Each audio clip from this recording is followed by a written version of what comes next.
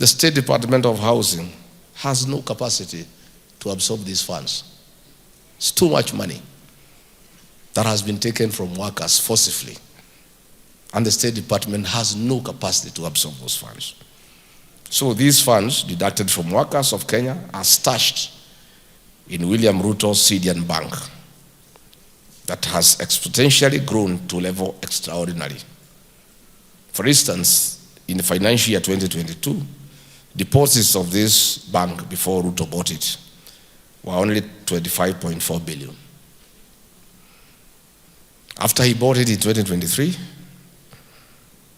they increased by 9% to 27.6 billion, reflecting organic growth from the legacy retail and SME base. In 2024, William Ruto's deposits gotten forcibly from the Kenyan workers continued to accelerate and rose to 44 billion shillings, a jump of about 60.8% year on year as the bank began onboarding bigger institutional and government-linked accounts. In the 2025 financial year, the deposit base surged again by 6.29 to 63.0% to a whopping 72.3 billion, nearly tripling the ED 2023 level and leaving Sidian with roughly 1.8% of all the industry deposits, a shift largely attributed to a wave of new public sector deposit through conflict of interest and state capture. Even the county government of Nairobi have been forced to take their deposits to Sidian Bank. And by the way, Sidian Bank is on the third tier of the banking industry. The agreed policy of government is that all government funds should be put in tier 1. That is ABSA, Equity, Cooperative Bank, Standard, Cooperative. And most of these are government banks, so you want government money to be put in government banks so that the profit can benefit the Kenyan people. William Ruto has directed that all funds are taken to his bank, Sidian. It's the worst act of conflict of interest and state capture witnessed in the history of independent Kenya. And the victim, the Kenyan worker. And then the man who is supposed to fight for the workers is dancing happily before the oppressor, singing songs of praise, and the choir master or the praise and worship team of the king. Oh, you wonderful man. You've done so well for the Kenyan workers. We are so happy, we don't know what we could do without you. Never mind, you have deducted everything from us, we still love you. You are the best president ever, and you must get another term. We don't want to imagine how Kenya would be without you. The Kenyan workers love you. They may be crying here and there, but the love for you is undoubted. This level of sycophancy and praise worship is what the workers of Kenya must deal with very decisively. The consequences of financial misadventure on the Kenyan worker are immediate and painfully familiar. Families miss rent payments. Children are sent home from school for unpaid fees. Families have no meals on their table, while households delay or forego medical treatment because there is no money. Patriotic Kenyans, the affordable housing levy shows how a government can take from people without giving them what was promised. Since its inception in July 2023, the scheme has drawn significant resources from the public. There are real resources painfully raised from teachers, nurses, drivers, and other workers. For contributors, however, the levy often feels like just another automatic deduction. Money taken from payslips with no clear guarantee of a home, no clear timeline, and little feasible accountability. Similarly, the Morning Star, infamously known as the Social Health Authority, SHA, was sold to Kenyans as a path to universal health care. By August 2025, hospitals across this country had submitted claims totaling 98 billion Kenya shillings. When you add the 33 billion uncleared arrears inherited from NHIF, the total debt is astronomical. And these failures are not restricted to our healthcare, but they have been infected our education and higher education systems as well. Public universities are carrying debts estimated between 67.8 billion to 72.4 billion Kenya shillings as of mid-2025. The new and failed higher educational funding model has disrupted access for more than 100,000 university students and left institutions with cash flow gaps. Students in our universities face uncertain times. Voices from our students and lecturers show that majority of students are going without a meal. The consequence is a cyclical industry action, strikes that interrupted learning, and a future workforce whose training and prospects are uncertain. A future workforce whose formation is being disrupted year after year by the same failures. We cannot discuss workers without addressing the informal sector. About 4 out of 5 workers earn their living in the informal economy. Informal work absorbs nearly all new jobs created annually, accounting for about 86% of new opportunities. It is the backbone of our everyday life. Take border riders, for instance. 2 million of them keep our cities moving and supporting shops, markets, and deliveries, generating roughly 660 billion Kenya shillings a year, about 4.4% of the GDP. Yet their work remains risky. It is just the first quarter of 2025.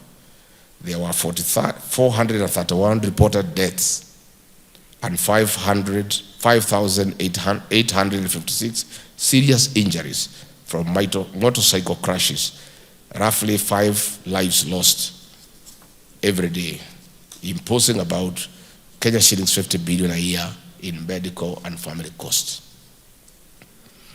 Likewise, Uber, Bolt, Wasili, Faraz, Taxify, Little Cab drivers face their own challenges. Platforms take 20 to 25% in commissions. Many net under 100 shillings an hour off peak, despite 10 to 14 hours shifts, and a single unexplained deactivation can wipe out a family's income overnight.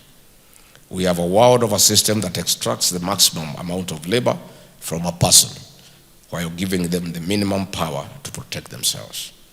This unfair pay is a modern day slavery.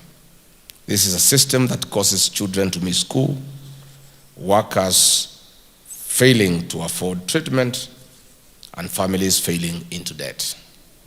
There must be justice for up workers. For instance, Uber alone has reported over 130,000 drivers in Nairobi and more than 1 billion riders annually, underscoring the density and economic importance of the platform ecosystem within a single metropolitan area. Our private sector is under pressure too. Small and medium enterprise remains fragile. For instance, the private security industry, which employs more than 1.3 million guards through the 789 licensed security firms, face structural risks from proposals to substitute their services with National Youth Service personnel, a change that could displace thousands of workers and destabilize the entire sector without a clear transition plan. Patriotic Kenyans and workers, and there is labor migration, the job majuu phenomenon. The government tells us that between 300 and 500 Kenyans leave Kenya each week seeking work abroad. That is 15,600, 26,000 annually. Of course, you all know it's a lie. That kind of movement at the airport would have been noticed by everybody. This is another mirage. This is driven by a youth unemployment rate of 35% and a domestic economy that cannot absorb nearly 1 million new entrants each year. But what jobs do they go to do in these countries? The Kenyan workers in the Middle East are going through modern day slavery. They are distressed, they are abused, they are persecuted, they are dehumanized. Kenyans are being conspirated into Russian and Ukraine military without their consent. To date, we have thousands of Kenyans unaccounted for, others in dangerous war zone and indecent work as the Ruto regime demands that Kenyans clap their hands for them. Many Kenyans have lost their lives in the Russian war. Many parents are in anguish. They don't know where their children are. And we have a government that doesn't care. If any Kenyan must be taken to work anywhere in the world, let it be decent. Work with equal pay for equal work done. I want to assure the Kenyan worker and every Kenyan that we are in an unstoppable journey to bring back better our nation. We are on a course to restore the dignity of the Kenyan payslip and the Kenyan worker. Our workers must be happy again. Every Kenyan worker and every Kenyan for that matter deserves dignity and honor. Every Kenyan deserves to live a good life. On the concluded Labor Day celebrations in Kenya on 1st May 2026, the workers of Kenya are expected to get relief and hope. All they received were false promises repeated year after year. Historically, Labor Days are rooted in the understanding that the dignity of every worker is a public good that must be protected at all costs. Fair pay, decent work environment, decent treatment, and worker solidarity must stem. The struggles of one of us are the struggles of all of us. Unfortunately, here in Kenya, most of the workers are on their own. We have a labor union led by a secretary general, sorry to say, a professional broker who dines with every government in power for his selfish interests. On 1st May 2026, when he should have agitated for the rights of the Kenyan worker, he was seen dancing very happily with the oppressors shouting two-term. What a shame. I have nothing against dancing. I love dancing myself. But I believe dancing is an act of happiness. So how one gets the temerity, the courage to dance when the people you lead are crying, they are in anguish, shocks all of us. More than 20 million Kenyans wake up every morning and go to work. These great and patriotic Kenyans, for far too long, have remained unheard. To many of them, a job does not mean a decent life. This is not born of any personal failure of their own, but the result of policy choices, a pure creation of a regime that cares not. The government and some labor unions like KOTU are busy creating 50 billionaires and 55 million poor Kenyans in a spat of 3.5 years. If you remember the late J.M. Kariuki, who was assassinated on the 2nd of March 1975, he talked of a country of 10 millionaires and 10 million beggars. 50 years down the line, we now have 50 billionaires and 55 million poor Kenyans and 1 trillionaire. You know him. Patriotic Kenyans, dear workers of Kenya, it is painfully worrying when about 500,000 teachers cannot access medical care and the functionalist SHA forced through their nose. A demotivated teacher is disastrous to the quality of learning in our schools. Who is speaking for the teachers? Where are the unions? Where is NAT? Where is Kupet? They are silent. They can't speak because their mouths are full. They are observing table manners that says when your mouth is full, you don't speak. They can't speak and they don't speak because their mouths are full. They are dining with the oppressor.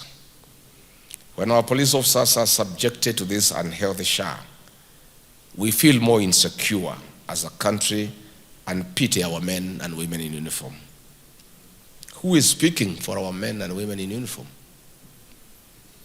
When Gikomba, Githurai, Karioko, Kongea, Huruma, Lubao, or Lodwar markets go up in flames or die under heavy taxation, or a driver is deactivated from an Uber or a boat platform without recourse, it is their entire households that pay the price. Their families suffer irreparable pain. About four out of every 5 workers earn their living in the informal economy. Informal workers in Kenya remain marginally excluded from the national planning, socially unprotected, and functionally exploited. Who hears the plight of Mama Fua, who most of the time is overworked and underpaid? Despite the 938,000 posts across government ministries, parastatals and county governments, the public wage bill takes up roughly 35% of the national revenue. Yet, despite this, too many households still struggle to pay rent, buy medicine, keep children in school, and plan for their future. The question is why? There was a time when the payslip meant something in this country. It held the dignity of the working Kenyan. It was evidence that you had shown up, done some work, and earned your keep. Today, the payslip does not show what you earn. It shows what you cannot afford.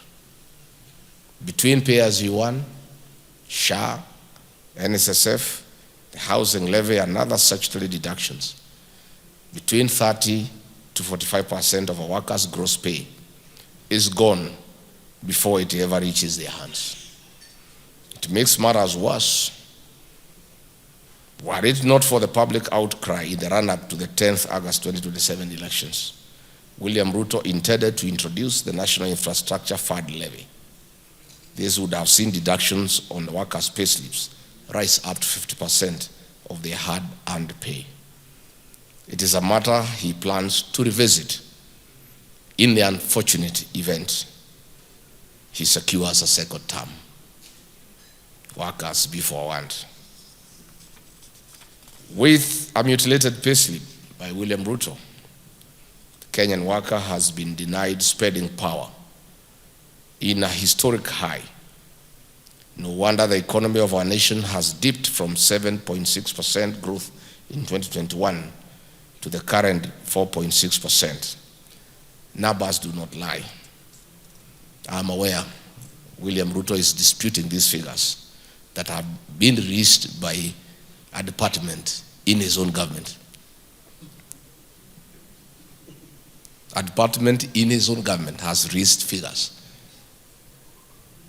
telling the people of Kenya how the economy is performing. And he is saying those numbers are a lie. I'm told that the guy in charge of that department will soon face the sack for daring to tell the people of Kenya the truth. Hata mkisima stima tutaendelea tu.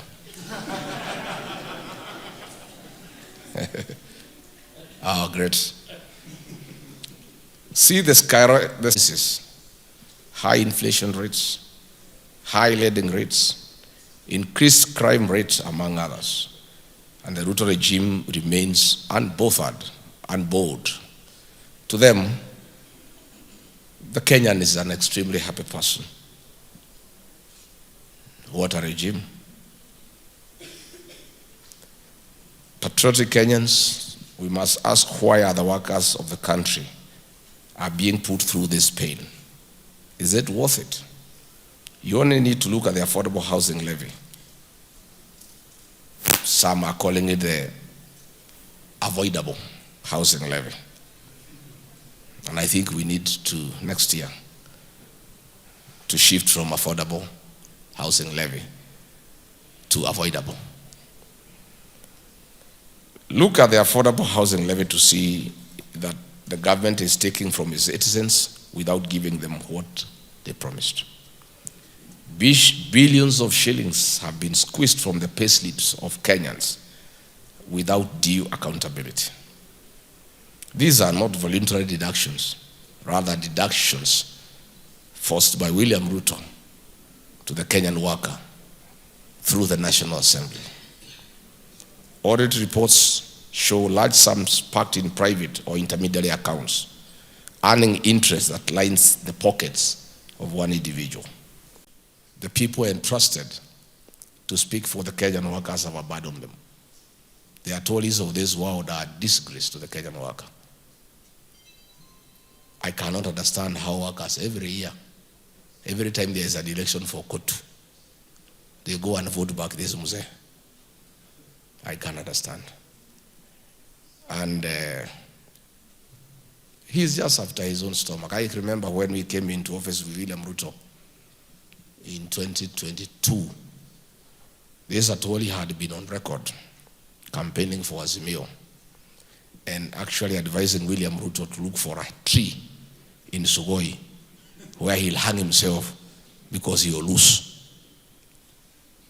I couldn't believe it when I found him in State House when we went in. And he was there laughing and dancing on the corridor. He was brought by Musalia and Wetangula to see William Ruto. And I asked William Ruto, how come Atwoli is here? I thought this man was saying that you should look for a tree in your compound to hang because you cannot be president. He laughed sheepishly and told me, Rigathi, you don't seem to understand this country. Every man has a price. He's a Atwoli. He's a useless fellow. He just wants money. That's why he's here. And it has happened. He has abandoned the workers. He is now the lead praise singer of the William Ruto praise and worship team. He's the lead soloist. He sings with both bass and soprano. To praise a man who has made the lives of workers hell. To sing praises to a man who has impoverished Kenyan workers. To affirm a man who have made workers beggars in their own country. The workers of Kenya, since you seem to be unable to remove this man, my proposal to Kenyan workers is about time we created another alternative organization to champion the rights of the Kenyan workers so that workers have a choice. They don't have to be in court. I want to urge you to start forming that body. I know William Ruto, through the Registrar of Trade Unions, will frustrate the registration of that organization. But again, mine is just to assure you, get your paperwork in order, get the members in order. Next year, in October, when we are in office, we shall register the new organization that will champion the interest of the Kenyan worker.